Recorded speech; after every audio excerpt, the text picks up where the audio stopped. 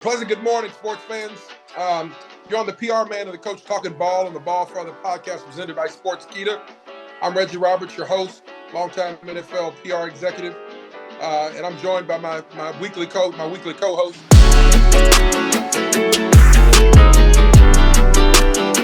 The great Mike Smith, who is the winningest coach in Falcons history. Good morning, Coach. How we doing, man?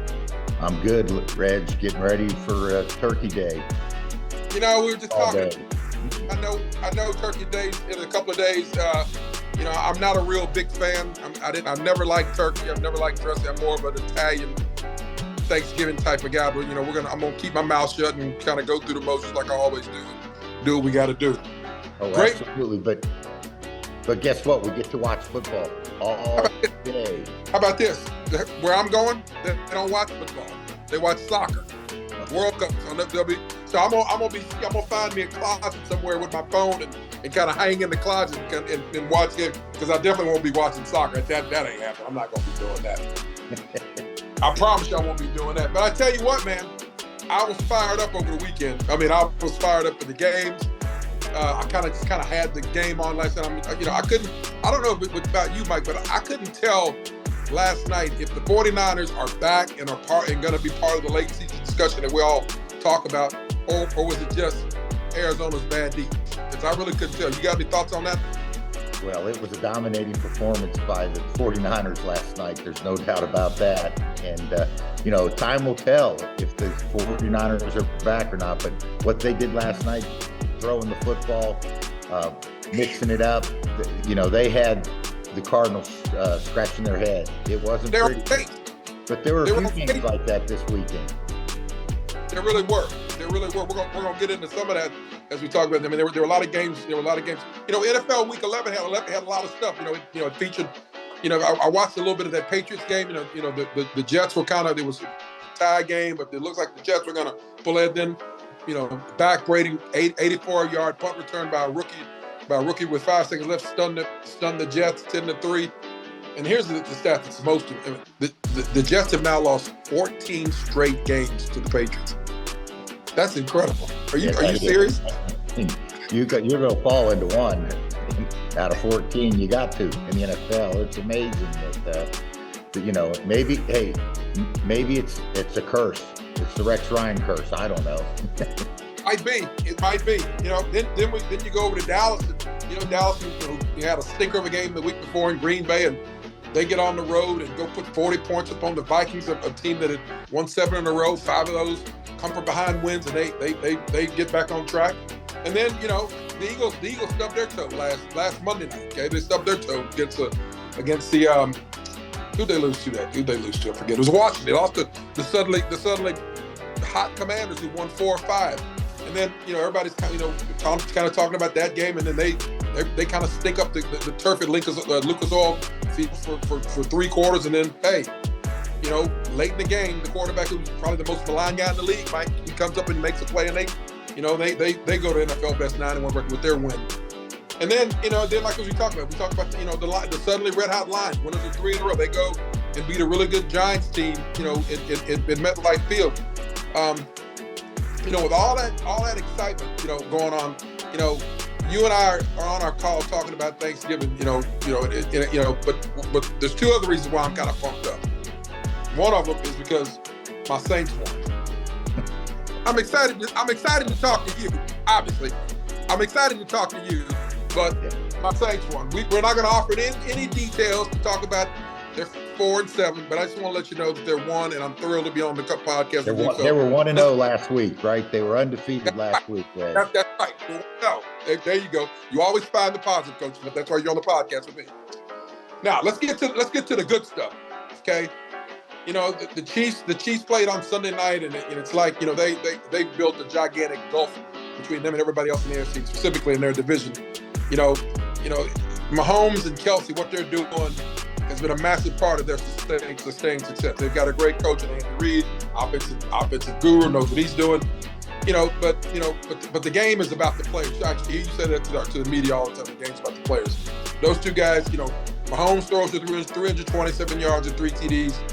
Kelsey's on the receiving end of those 3 touchdowns. He has 6 catches, 115 yards.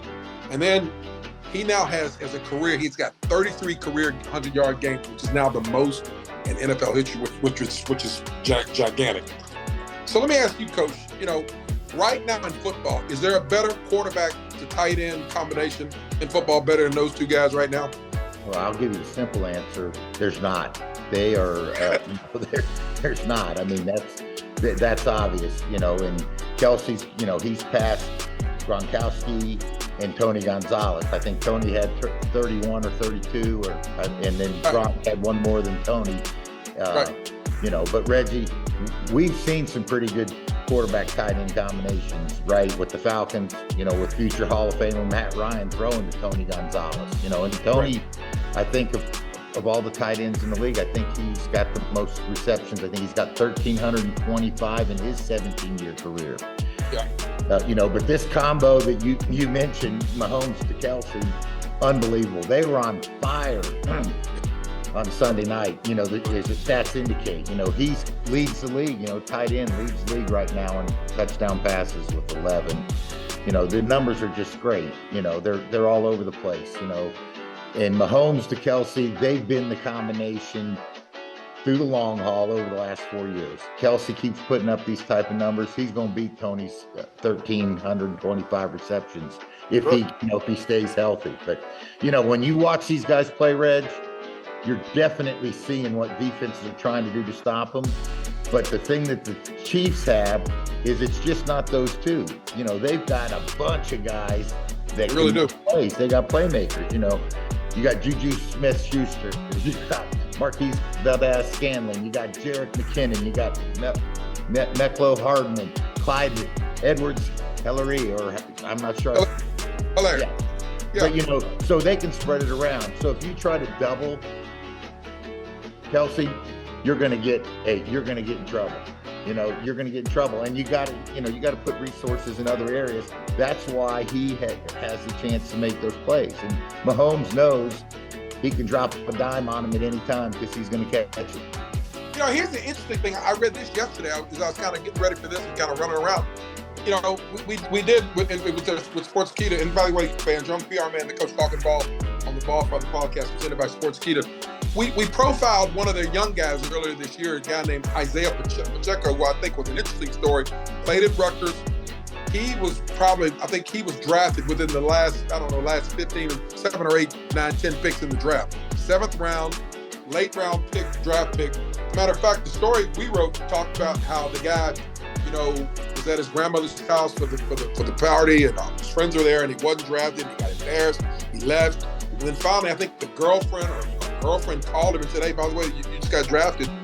He's now their number 1 running back. He is now their number 1 running back. I mean, he's the guy. Yeah, and absolutely.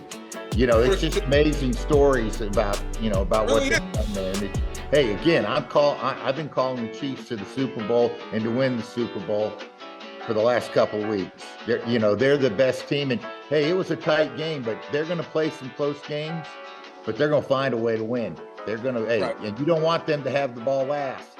That's for sure, because if they have it last, they're going to go down, and if they need 3, they're going to get 3. If they need 7, they're going to find a way to do it. It's amazing. It looked a little bit, watching them over the weekend. It looked like not only does Mahomes have the option to throw the ball and run it, he can beat you with his legs, but it looked like 5 or 6, 3 or 4 different guys are open all the time. I mean, he's throwing it to Kelsey, but the receiver in the flat's open. He wants to throw it to the other guy, and another guy's. I mean, it's an unbelievable offense. Yeah, it really Andy is. Reid and offensive coordinator Eric Bieniemy, they got all the answers. I'm telling you, you put it out there defensively, they're going to figure it out, and they're going to find ways to score. You better hope that you can stay up with them, because that's your only chance of beating them. Coach, you know what we're talking about? We're just talking about the Chiefs, how the Chiefs got to keep rolling, doing their thing. But I think what happened in the Dallas-Minnesota game is worth we're talking about as well. The Cowboys, left Green Bay searching for answers. And whatever Coach Mike McCarthy and his staff did last week to get the Cowboys ready to come back and play a really good Vikings team on the road, I strongly suggest that they do the same for them this week, because they've got a short week. They're going to be playing a very, very angry New York Giants team.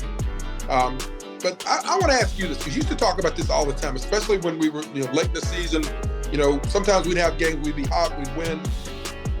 we'd be hot, but you have one of those games where you don't win, and it's a road game, and you got another game coming up. How did you, Mike, get the guys to get, especially we're going to go on the road and play? How did you get the guys after suffering a really bitter defeat, get their minds together to come back and get the outcome that we wanted, especially if we were going to be playing on the road? How did you do that? Well, Reg, you've got to reset, and in the NFL, you've got to reset almost every week because of so many different factors. But it looks like the Cowboys had a very positive reset this week after that tough loss up in Green Bay. As we've talked about this, and this is one of the things that we talk about why we have to reset is that if you're a team in the NFL and you can avoid back-to-back losses, you're going to be in the conversation at the end of the year. So that's why we talk so much about resetting every week. You want to keep the good going, but you got to reset and forget about that. And then when you had something bad happen, a tough loss, a bad loss, doesn't matter. A loss is a loss. You've got to reset. And they, the Cowboys did that, and they did it on defense, they did it on offense. I think their special teams have been playing fantastic all year round. But Mike McCarthy and his staff, they had them prepared. And that was a dominating performance against the Minnesota Vikings. I mean, they didn't know what hit them. No. They had no idea. And the Cowboys, they're going to be facing a team that's going to be going through the same thing that they did the week before. The Giants are now going to have to reset that. Yep. And that's going to be important, because if you let those things linger on, you're gonna end up having a 2-game, and then maybe it stretches to a 3-game. And if you have a 3-game losing streak in the NFL, it's tough to make the playoffs. And they're playing in the toughest division in the NFC. There's no doubt about it. It's the most competitive. We talked about it last week. Yep. About potentially maybe all 4 of them making it. But hey, this is what I'd be saying and thinking about in New York. I'd be thinking about, hey, short weeks can be the best thing for a team that underperformed the previous week, because you can go and flush that out in 30 minutes, and turn it into a positive that, hey guys, we're going to be playing on national TV. Everybody in the world is going to be watching, and we've got to have a bounce back game. The Cowboys did that the week before, and you can talk about that. Look what the Cowboys did, last week, 2 weeks ago. They got their butts kicked, and now we got an opportunity to come back and let's stop the streak at 1 and let's get going on a win streak. You got to turn it into the positive spin, whether you win or whether you lose, because you always want to be focused on the positives and the winning. You were really good at that, Mike. We didn't have very many 2-game, 3 games. We didn't have very many. And I'm just thinking, this might be one of the best games on Thursday, because, the Cowboys are like you said, they're both playing in that really vaunted NFC East division. They're playing well. The Giants have been playing well. But so you're right. They've sort of flipped positions. Now that the Cowboys won, they kind of stuffed into it. They won. Now the Giants, they lost. So it's going to shape up to be a really, really, really good game. But let me ask you this question with regards to the Cowboys didn't beat a bad team. The Cowboys went in to Minnesota and beat arguably one of the top 4 teams in the NFC. How does that happen? A team that's won 7 in a row. That's one from behind, really good offense. How does that team just score 3 points in 1 week? How does that happen? It was a dominating force, and I think that the injury to the center. I know that the Vikings lost, I think, an offensive lineman, and it was a free for all once they had the backup come in. They didn't have time to throw the football down the field. And Reg, they've had some comeback wins, but most of their games, the Vikings, have been very, very close. And I think once it got out of hand, and it was out of hand early, but it was, 5 minutes to go in the first quarter, it was obvious that the Cowboys were the better team that day, and they didn't handle that part of it very well. But they, the Vikings can look at it and say, look, guys, hey, that just became a boat race, and they beat us. We didn't react very well and didn't respond. But hey, we've got a chance to come back this week and respond. And that's the way you got to approach it. You got to put those things out of your mind. Minnesota's doing it this week. The Giants are doing it this week. There's two teams in that NFC East that lost last week, and gosh, all season long that hasn't happened. They've been the best in the NFC by far. Right. Well, it'll be a good game. I'm looking forward to that one on Thursday when the Cowboys battle their rival in the NFC East, the Giants. You know what? Speaking of team, talking about keeping the same thing with teams blocking out the noise. How about what happened with the Buffalo game this week? I mean, the Bills, 2 in a row. They'd lost 2 in a row. And, this is something that I used to love when you used to talk about, especially to the media. The media would, I'd sort of sit with the media sometimes and kind of try to eavesdrop what they were going to ask you.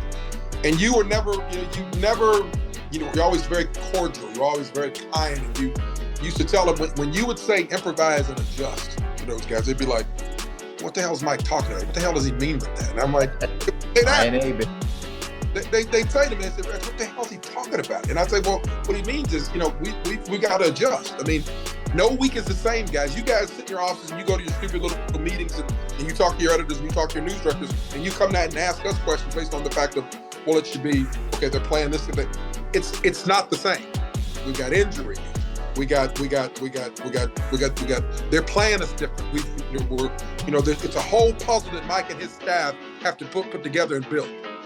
So, hey, not only is it different team you're playing because of injuries and because of the matchups and all that, but I mean, you've got to take into the fact that, look, you've got 53 guys on your team. They're going home every day, and it can be you don't know what's going on in their world. And it could be a completely different team and nobody's injured, but they don't play very well because there's other outside forces. Yeah, there's stuff. That's a good way to put it. There's stuff. Yeah, that's what I used to tell these guys. I said, guys, just like you got a wife and you got a girlfriend and you got family and you got brothers, they got it too. Got it too, but they play football. Yep. They got it too. So anyway, just got to get with the Bills. The Bills had a tough week. They lose. The quarterback may his elbows hurt, and then this huge, gigantic winter storm blankets all of West New York with 6-7 feet of snow, and the game's a home game, which teams treasure home games. You got to get on the plane, get on the bus, and fly to Detroit. It's not that far, but you got to drive. You got to drive. You got to get it. I mean, talk about how hard that is, Mike. When you got to improvise, when we had a situation we're playing we've had to make some travel plan. I can remember a couple of times we've had to make some travel plans. But let's talk about the Bills though. First, about what's happened the last 2 weeks. It's not like they've been blown out. They've had 2 losses by 3 points. One in overtime to the Vikings, who we just talked about, and a loss to the Jets where they struggled stopping the Jets' run game on the last drive. And the quarterback, the biggest thing, the quarterback threw 2 interceptions in each game. If you throw 2 interceptions in the NFL and you don't get any turnovers, you're going to get your butt beat. It's just the statistics say you're going to get beat. But that preparation week, it was very interesting. It was very interesting for Buffalo. They had that 100-year snowstorm. I saw where somebody said there were only 3 guys on the Buffalo team that could have stood in the snow and had their head out the top of it. There were only like 3 guys over 6'3". But Reg, I don't know if you remember this, but in 2010, we had that Green Bay playoff game where we missed 2 days of preparation. Nobody could get to the facilities. It was a big ice storm. They closed the roads down. And I started to think about that once I saw where they were talking about maybe having to cancel the game or move the game about our time back in 2010. And it made me think, between 2010 and 2022, how have things changed? Because we didn't have Zooms. We didn't we didn't have Zoom calls. We couldn't be doing what we're doing right now. Our playbooks were on paper. They weren't on they weren't on an iPad. Right. Yes. So how are we gonna get prepared? Now you can have Zoom calls. I mean, all last season, for the most part, the COVID year, that's all they had. Right. The NFL worked remotely, so it wasn't that big of a disadvantage for the Buffalo Bills in terms of their mental preparation, but it was for their physical preparation. It just made me think in 12 years or 10 years how our society has changed. It gives you an opportunity to look back. But the Bills in the game, once they got out of that slow start, and I'm sure they had a lot of things going on, they got out and took care of that game in the second half, no doubt. You know what? That's a great analogy you just came up with, because I'm thinking about that. You're right. We basically were shut down for 2 days. Yeah, we couldn't. You remember the roads were closed. Right. There was 2 inches of ice. Atlanta doesn't have the ability to clear snow or ice, and we couldn't have this face-to-face conversation. We were having phone calls, and I can remember talking to the State Department of Transportation, and can't we get roads cleared where we can get our guys into the facility so we can have practice? Well, you had to call each guy one by one, or send an email, and we basically were in our houses doing nothing because we didn't have the ability to have Zoom calls, Zoom meetings. We had no player meetings. We had no contact with them, and we went out and laid an egg at home against the Green Bay Packers, who went on to win the Super Bowl that year. So, but back to the Bills. If they're going to go as Josh Allen goes, if Josh Allen doesn't throw the ball to the other team in those 2 losses, and they were, again, tight losses, they're gonna win. And Leslie Frazier's got the defense playing extremely well all season long, and they're going to be there at the end of the year. They're going to be right in the thick of things. They're going to be a team to be reckoned with. I just don't think they can beat the Kansas City Chiefs. No, I think you're right. But you're right. You're at the Bills going into this weekend's game. They're good. They're tied with 3 AFC opponents: Miami, Tennessee, and Baltimore, for the second best record in the AFC behind the Chiefs, who are in AFC best 8-1. But you know what? Hey, they're back at it. They're playing on Thursday. They're going back to the Motor City for a Thanksgiving Day game against the suddenly red hot Detroit Lions. That'll be a good game. I mean, Dan Campbell, not a huge fan, but he's got those guys playing pretty good right now. He really does. He does, and they've really improved on defense the last 3 weeks. They were really struggling, and Aaron Glenn, I think, is going to be a top-notch coach in the NFL, and I'm glad to see him having some success with his defense the last 3 weeks. And hey, Dan is an emotional guy. And the guys love playing for him. He's an ex-player, so he's been in their shoes, and he's done a good job. And to have a 3-game win streak and an opportunity to get to 4 is a good thing for the Detroit Lions, because they're starting to they're not the typical Lions that we've known for so many years. And he's got them playing. They were flying around. There was a thing I read over the weekend that talked about this. They can't remember a game where they got in victory formation at the 2-minute warning. I mean, think about that, Mike. Yeah. Hey, my favorite offensive play. It's just your favorite play. You talk about it all the time. Yeah, take a knee at the end of the game. Favorite play. Take a knee. Most successful play. Take a knee. Exactly. But Jared Goff was talking about that. I'm like, oh my gosh. I mean, he was talking about it like it was a huge deal. I guess for them, as much as they struggled, that is a big deal for them. So that was big. You're on the PR Man and the Coach Talking Ball on the BallFather podcast presented by Sportskeeda. Coach, I don't know if you noticed, I kind of changed things up a little bit with regards to some of the tops we're talking about. I like kind of defensive heavy today, since I know that you kind of made your bones on that side of the ball.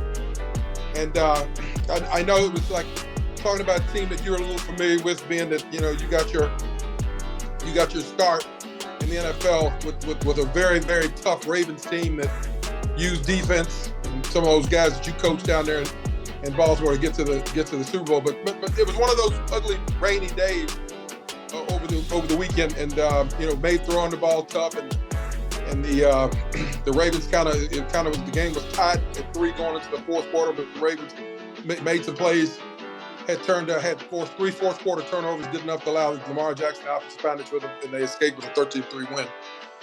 Just we just want to talk about defense. How good is the Ravens defense right now? Let's check out these stats. Over their last 3 games, they've allowed 128 rushing yards total, and they finished those games with at least 3 sacks in their last 6 games, 5 of those victories. And here's another little statistical nugget. The Ravens have also forced at least 1 turnover in 12 straight games, which is the longest streak in the NFL. So, Mike, knowing I know you're excited because you're a defensive coach, as I mentioned, how good are the Ravens playing on defense? And with that defense and with them having Lamar on the offense, they could be part of they probably will be part of the late season discussion that we always talk about. You want to be in come late December, come January and February. Oh, there's no doubt. Reg, and since Art Modell moved the Cleveland Browns to Baltimore and they became the Ravens in 1996, the organization has been known for their defense. There's no doubt about it. And, yes, Lamar Jackson's one of the top quarterbacks, but there were a lot of years that the Ravens were playing with not what I would call a franchise quarterback. They were just playing with guys, journeymen. But they're now starting to play really good defense, as you mentioned, under defensive coordinator Mike Macdonald. Mike Macdonald came in this year. They've had a long line of great defensive coordinators, and he looks like he's going to be another one. Mike was with the Ravens for a couple years and then went to the University of Michigan as their defensive coordinator. He's come back, first-year coordinator. In the last 3 games, they're playing as well as anybody in the league. For the season, they're middle of the pack. But right now, they are top shelf defense, just like people in Baltimore are accustomed to seeing. And they're going to need for that trend to continue if they're going to keep atop of the what I call the mid. They're just meddling in that AFC North. We really got 2 teams that are in it. Pittsburgh and Cleveland, they're out of it. It's going to come down to the Bengals or the Ravens, and they've got to play each other. But they've got a favorable schedule because they've only got 1 game left this year, and that's against the Bengals with a winning record. The Bengals are 6-4. So, if you look on paper and in the talking heads, they're talking about the clearest path to a playoff spot. It's the Baltimore Ravens, in my opinion, with what they've got to do. And, Lamar is always going to keep you in the game because he can take it 85, 90 yards just like that with that offense, that offensive scheme that they're running. And, Coach John Harbaugh's done a great job there. He's won a Super Bowl, giving the organization their 2nd Super Bowl championship. And, if they keep playing the way they've played the last 3 weeks on defense, they're going to be a force to be reckoned with as we get into that 2nd season. I think you're spot on because, exactly. They probably are a team, if you look at it, who probably they're the team that you probably least want to face right now, based on how they're playing right now and defensively. And based on the fact that, Lamar's the wild card. I don't think he's ever going to be confused with a guy who can really, really spin it like a Matt Ryan or Jimmy G, a guy who can really spin. I don't think he's ever going to be confused with that. But what he can do is he can make one guy miss and go 85 yards untouched. That's what he can do with his leg. He's gotten better. He's improved. But the other thing that makes them dangerous, the other point that you brought up with regards to the schedule. The schedule favors them. And the schedule screams opening round, first round bye, which is so important late in the playoffs. It screams bye week and getting ready to go into going to the divisional week rested with guys healthy. So I think you're right. I think they've got the clearest. I think they right now, obviously Kansas City is the head and shoulders above everything because they're 8-1. They're the class of the AFC. But I think I think the Ravens, as far as securing that second spot, based on the fact that they played one team with a winning record, I think they get the side. I think they probably get the second. So I think you're spot on about that. Well, I can, yeah, and you know the AFC East, they're going to beat each other up.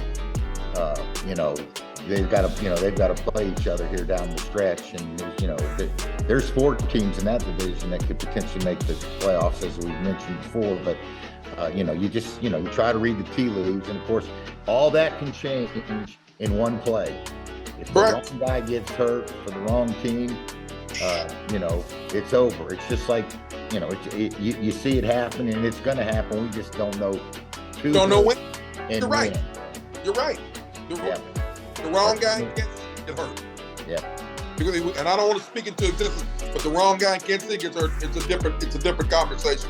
You're exactly Absolutely. Right. You're right. Absolutely. Right. Hey, they may still be good, but they won't be great if the wrong guy gets hurt. You're right. Yeah. Right. You know what? Down in Washington, you know, kind of 3-4 weeks ago, I kind of thought with everything that they were going through with the Commanders, they kind of were left for dead. But you know what? You know, a month later, they look like a different team. I mean, they kind of were part of that discussion we had last week about, you know what? 4 teams from that NFC East could make the playoffs. And you know what? The Redskins are very, very quietly 6-5 with their quarterback with Taylor Heineke. And now, you know, someone said to me yesterday on sports radio, somebody was saying, one of the guys, I think it was Rich Gannon was saying on one of the series shows, he says Carson Wentz is now a $22 million a year backup. Yeah, he's gotten paid a lot of money throughout his career, you know, and that's part of being a quarterback in the National Football League and a starting quarterback. It just depends on when your contract is up, because you're getting into a new market every time you redo your contract, and it really doesn't matter how well you've played. You're going to get a raise. I mean, you're going to get a raise if you're a starting quarterback. They're going to get paid more than they did last year when we go through these, you know, the new contracts that they're signing. Right. Well, here's a guy that's been through bitter divorces, both in Indianapolis and in Philadelphia, and now, like you said, he's gotten a raise each year, and his bread this year, Mike, was $22 million.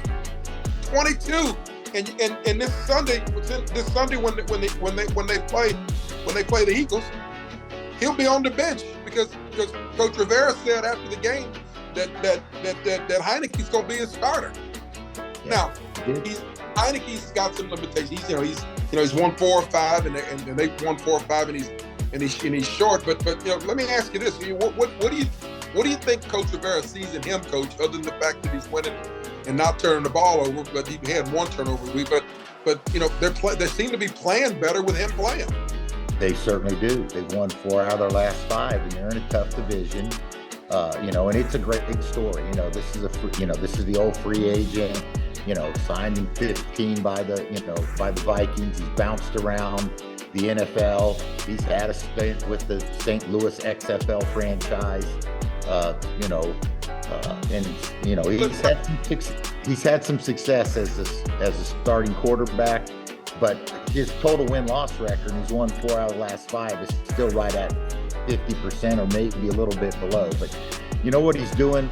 He's doing what Ron wants in his quarterback. He's very efficient. He's not throwing it to the other team.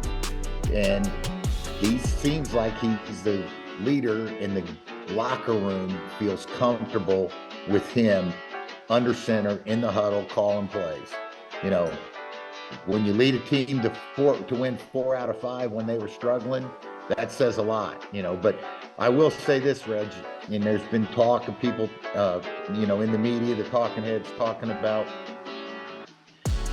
you really don't know if this is a permanent decision for the rest of the season. I mean, he's not a proven commodity.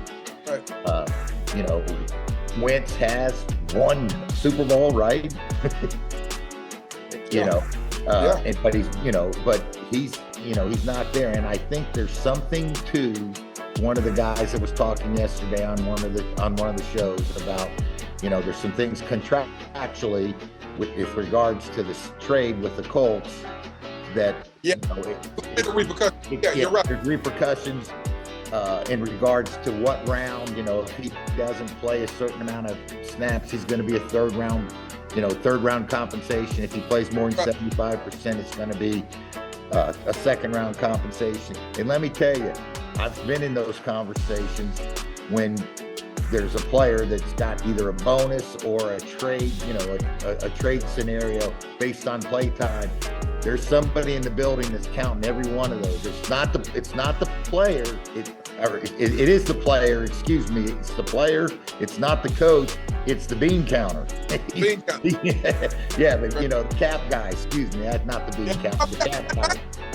That impacts everything that goes on in the building. And I don't think fans. It's funny you brought that up, Mike, because I don't think fans really understand that. That means something. It means money. It means what you can do. Maybe trying to rebuild the defense, or go get a player you want on offense, or go get somebody in free agency. I mean, that matters. That pick, the third, or that matters. That impacts the roster.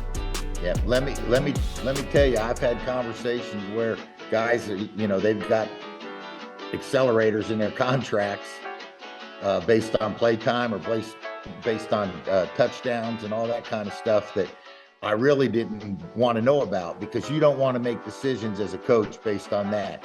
You should make all your decisions based on what's going to give us the best opportunity to win. And I don't know that the Redskins are doing that, but it's been brought up in the in the media. But back to Heineke, he is, he reminds me a little bit, although he doesn't have the ability to run, of that Swiss Army knife that they have there in the Saints. I had to get a Saints call in there, Rich.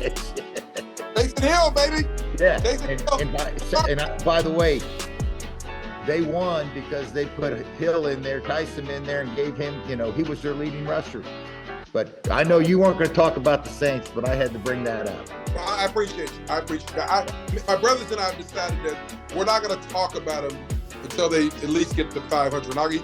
They've asked me tonight even talk about them on the podcast, not until they get to 500. So we'll leave. Well, I don't know that. Well, I'll go there. We're there. I won't talk about your Saints until they get to 500. It may be next year when they're 0-0. Okay, I got it. I got it. All right. It'll be very worth watching. Like we talked about, to see who finishes up in that NFC East, who makes the playoffs. But I tell you what, I'm not sure Washington is going to be there based on the fact that they've got a really tough schedule down the stretch. So we'll just kind of keep our eyes on that as we keep going. Just moving on with the PR man, the coach talking ball on the BallFather podcast presented by Sports Keeter. Every year there's always something that goes on in the league that sort of takes away from the focus on the field. There's always something, and we talked about this, Mike, offline, but we talked during the week. But this one's kind of different because the Titans are one of the top teams in the AFC. They're playing really, really well. You and I both are big fans of Mike Vrabel. You and I are both big fans of Derrick Henry and what they're doing down there in Nashville. They go to Green Bay, which is historically a really tough place to play, and they turn in the best effort of the season. They put up the most points.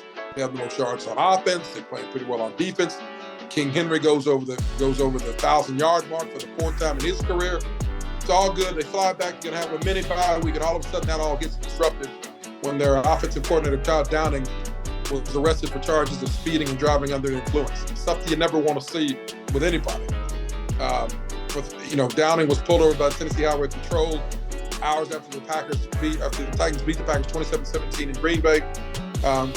Coach Vrabel addressed it. As you and I are both aware, Coach, that this arrest puts him, for further discussion for possible punishment from the NFL, and Goodell and his office. So Mike, let's talk about that for a little bit, because when we were together in Atlanta, we had some negative news from time to time. What do you do as the coach? You're the face of the franchise. You're the guy that's got to go out there and talk to the media after we win by 30. You're also the guy that's got to go out there and talk to the media when we don't play well. And then you're the guy that's got to talk when we've got these kinds of incidents. What was your mindset as far as fact gathering and talking to the owner? What was your mindset when you had to go deliver these kinds of messages, Coach? Well, Reggie, this was something that actually, when I interviewed for the job with the Atlanta Falcons, we discussed in the interview process with a number of people in the organization. I think you and I might have had a conversation, yes, because When you're interviewing for a head coaching position, it's not just about X's and O's. It's it's much more complicated than that. And Atlanta had gone through a big crisis right before I was hired with Michael Vick. So it was a big part of the discussion when we were having the interview process about how what would be in place in your regime that would help us get through these types of things. And the first thing that you've got to do is you've got to make sure that you talk to the person that's involved in the situation. You've got to hear it straight from him. And then, as you know, we have, and every team has, a stock answer that everybody's clamoring for once this news breaks, and again, everybody's innocent until proven guilty in this country. And so you've got to make sure that all the facts, and it takes a while for all the facts to become knowledge to you and what exactly happened. But it's a tough situation because the NFL is probably the toughest of any sports league in America in terms of their policy about drinking on planes, drinking in the clubhouse. I mean, come on now, in baseball, you don't think that it's a completely different rule. It's a completely different rule. Popping this, you would never see them popping champagne in the locker room of the Super Bowl champs. It just isn't going to happen. Ain't never going to happen. Yeah, no, it's never going to happen in the NFL. So, I mean, everybody knows the rules that you're playing under in the NFL, and believe me, it's not something that's in the back of the, it's not something that's in the back of the rule book of the NFL. Every game, one of the teams, half the league is traveling each week, and there's certain rules about alcohol on the buses, alcohol in the locker room, alcohol on the planes, but that doesn't mean it doesn't go on. I mean, let's be real. Let's be real about it. And not only did it happen with the situation with the coach there and with the Titans, but also the same week they're dealing with it at some level with the Washington Redskins, with the quarterback that we were talking about, and everybody's got their view on alcohol, but the rules are the rules. And unfortunately, as a head coach, you've got to step out there and say, hey, we're aware of it. We know, we're gathering more information, and it's tough on the person that is in that situation. And obviously not obviously, but allegedly, made a mistake.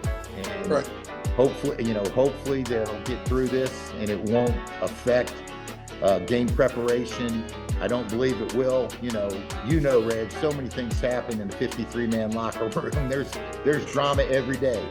Every day there's something. Every day. And you used to tell me sometimes that it was, I would be worried about something, and you'd say, Mike, that's a tick on an elephant.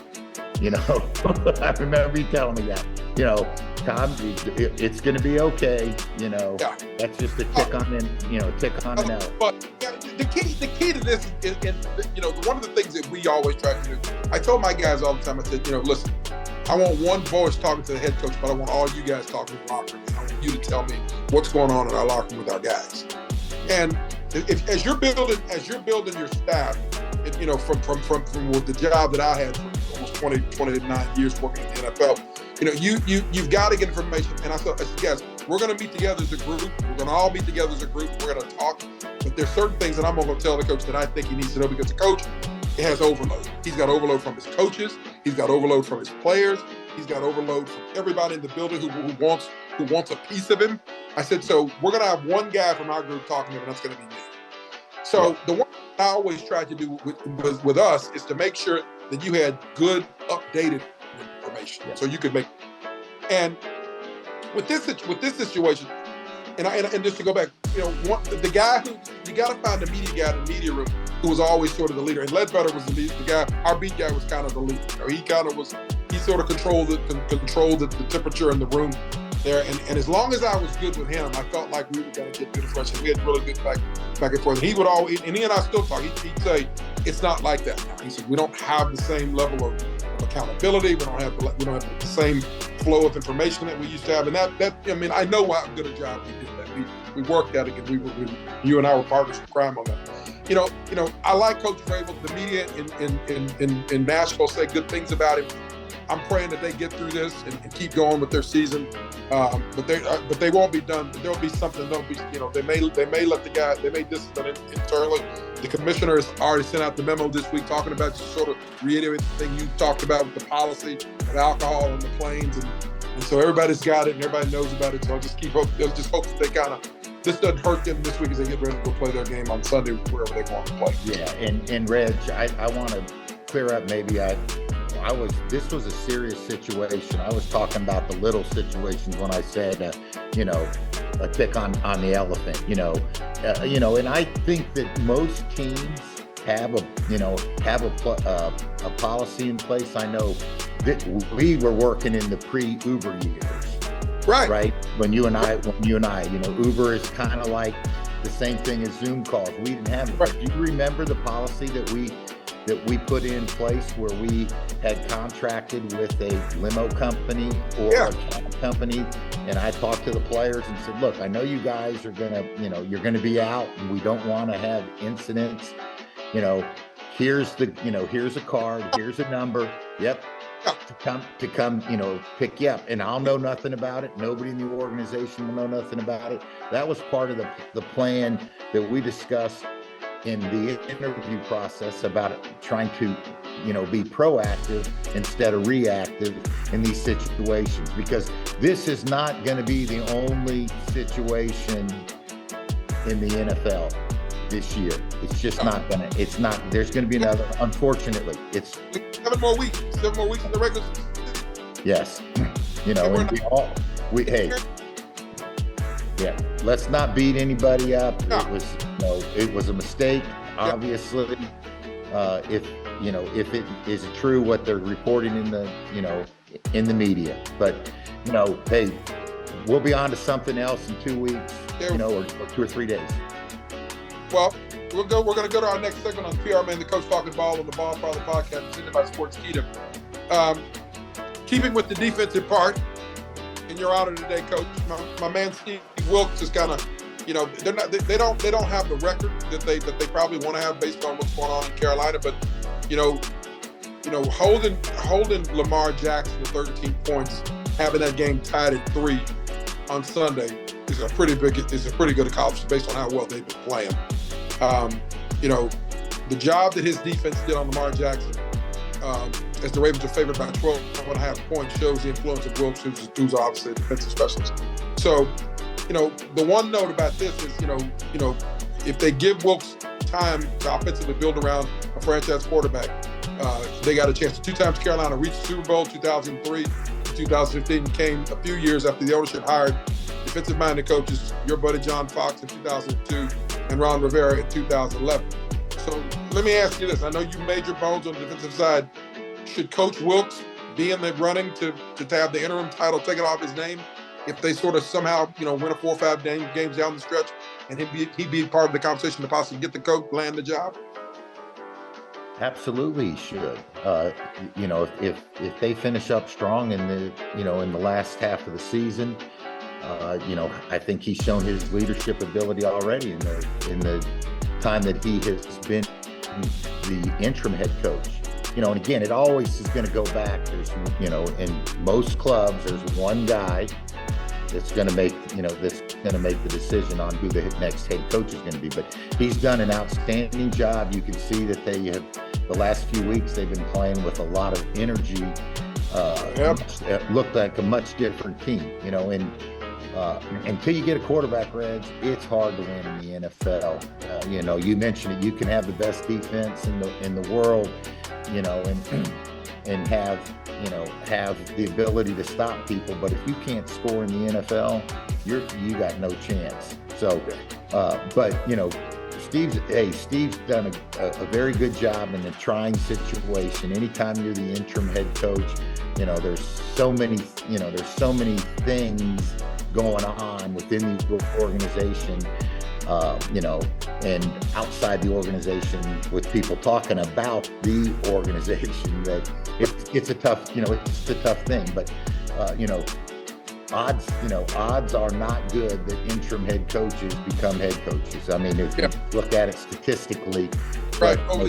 Steve Wilkes is an outstanding football coach, and he should have strong consideration, in my opinion, to be the head coach in the future for the Carolina Panthers. But it's not my decision.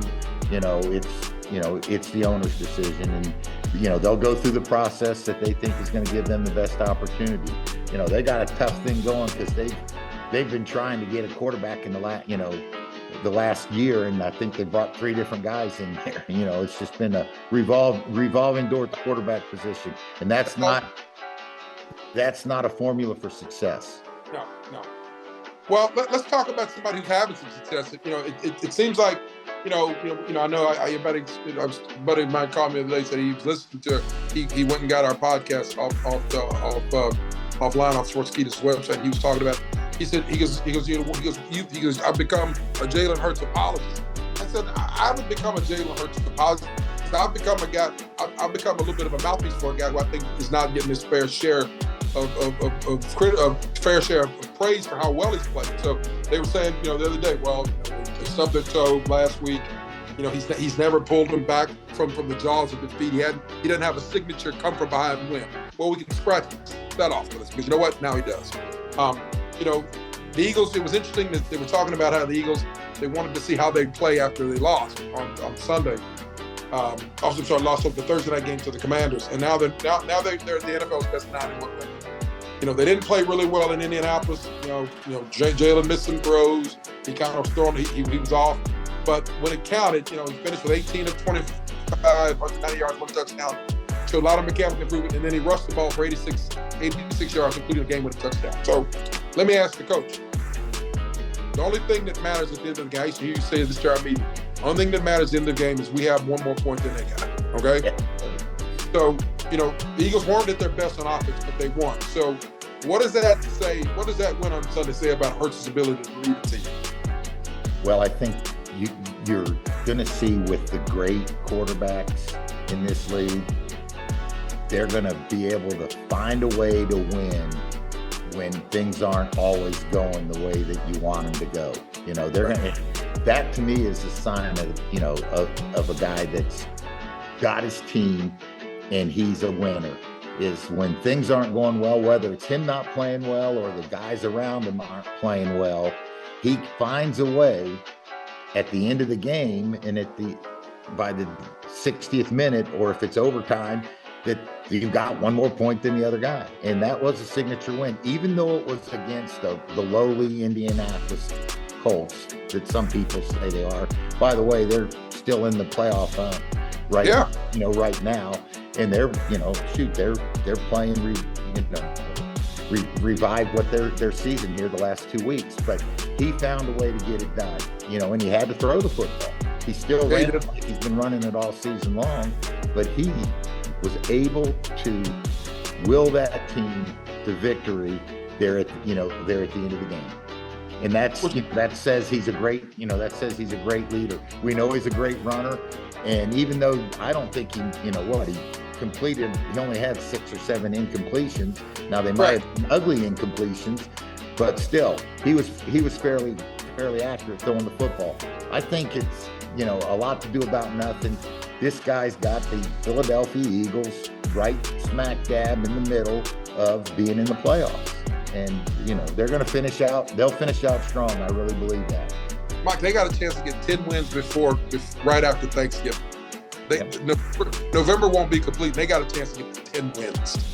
Okay? So I don't care if we're playing marbles, jacks, hopscotch. It really doesn't matter. 10 wins in this league, as hard as it is, and they've got a pretty favorable schedule too down the stretch. They really do. They got a chance to do well and keep going. And obviously, I think they're the best. They're obviously the best team in the NFC. So we'll just see how it goes. How it Yeah, plays out. Reg, they or the Cowboys are probably the best. If the Cowboys are on their game, defensively they are. They are really, really tough to go up against. That front four, they can put pressure on the quarterback. But hey, let's let it play out. Like always, let's let it play out. And hey, December 1st is about when the pretenders go away and the contenders show up. It's a great date. I like that number. We'll have a little bullet point about December 1st to see where we are. It was interesting. I was looking, just kind of going over some notes, and I don't follow basketball like a lot of my friends do, but I thought it was interesting that the King, King James, LeBron James, who's got his resume speaks for itself. 4 NBA championships, 4 league MVPs, 4 Finals MVPs, 18 times an NBA All-Star, 5-time NBA All-Defensive Team. I mean, the guy's a great player, but he's a huge football fan. He was watching the game on Thursday night when the Packers were playing the Titans, and he has a podcast that he was doing, and he basically made this quote. He said, "Derrick Henry is my favorite player." And he talked about, for years they always used to say the running backs that size or that tall couldn't survive, and obviously Eric Dixon, Hall of Fame running back for the Rams, kind of changed that, James said. But then King Henry changed that in a whole other fashion. Not only is he as tall as Eric Dixon, but he's also built like a linebacker. He can run between the tackles, outside the tackles. When he gets on the edge, it's either going to be a stiff arm or he's going to run around. So, it's interesting that he talked about how great a running back Derrick Henry is. And obviously, Derrick Henry rushed he had a really good game against the Packers. He's now over 1,000 yards for the 4th time in his career. But what King James didn't point out was, King Henry has with the achievement. He joined Eddie George with 7 seasons, Chris Johnson with 6 seasons, Earl Campbell with 5. His franchise only players with at least 100,000 yard seasons, which is pretty impressive, obviously. So let's ask the coach. LeBron James is saying Derrick Henry is his favorite player. What makes Derrick Henry as great as he is, other than that size and being as big as King Kong? What makes him a great player? Well, I really think it's his toughness. You talk about his physical stature. He's built, he's thick, he's tall, but he's tough, and his strength is so evident when he gets into that 18th to 25th carry. Guys don't want to tackle him when he gets into the secondary. There's some guys that take some bad angles, man. It's fun to watch him, break into the secondary, because nobody really wants to tackle him. And that's the thing that I think is so impressive is watch him in the 4th quarter. He just wears you down, and I think that was very evident in his last game on Thursday night. I mean, it was just, they changed, they played keep away, and that's one thing that when you have a guy like that, and Mike Vrabel likes to run the ball, you can put it into slow-mo. When I say slow-mo, you can slow the game down, keep handing it to that big guy, and they just bludgeon you when he runs through the inside. He just runs over people, and then he's got the speed to take it to the edge. And when he gets to the edge, those corners don't want to pull his flag. They're wishing they were playing flag football. They don't want to tackle him. I'm not sure he's got the numbers right now to get to put together his second career 2,000 yard season. He's got, he'd have to have a monumental second. He's got 7 games. He's got 1,010 yards. Is it impossible? No, it's not impossible. But it probably. I would say. I'd love to see your opinion on this. I would think he'd need to be about. Right now, he'd need to be maybe at the 1,200 yard mark to maybe have a legitimate chance. Or what do you think? Well, Reg, the thing about rushing yards is they go up as we get to the end of the season, and a lot of it has to do with the weather, and they don't play inside in Tennessee. Now, if they have the Colts, they got to go. But if they play if they play outside and you get into those rainy, snowy, windy, type situations in December, you can't throw the ball. You're gonna feed them, and you keep feeding them the football. He's got a chance. I don't think it's out of reach. And if the Titans so choose that that's the way that they want to go through, and think that's the best path to the playoffs, keep feeding him, I think he's got a chance. Now, you don't want to overwork him, No. The corners don't want to tackle him, but they're saying he's got to go through those defensive linemen before he gets to that second level. But he's an unbelievable physical specimen that is hard to get on the ground, and he has great speed. There's people that would say he could be an MVP candidate, but right now I think MVP basically means the best quarterback in the league.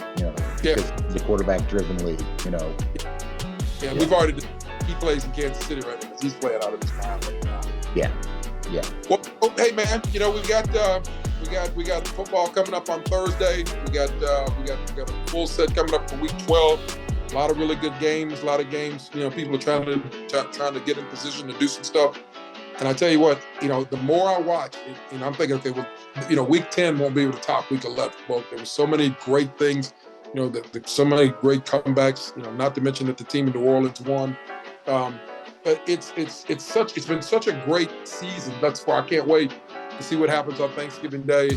Like I said, I'll be in the closet someplace in the bathroom watching because I'm watching, as I mentioned, I'm watching the game from somebody's house that they don't watch NFL football, which is, I'm happy to see if I can get that changed. I don't know if I'm gonna be able to blast all day Sunday doing that, Thursday doing that. Hey, I'm not gonna have an issue. I'm just telling you, but Reg, I ain't having an issue.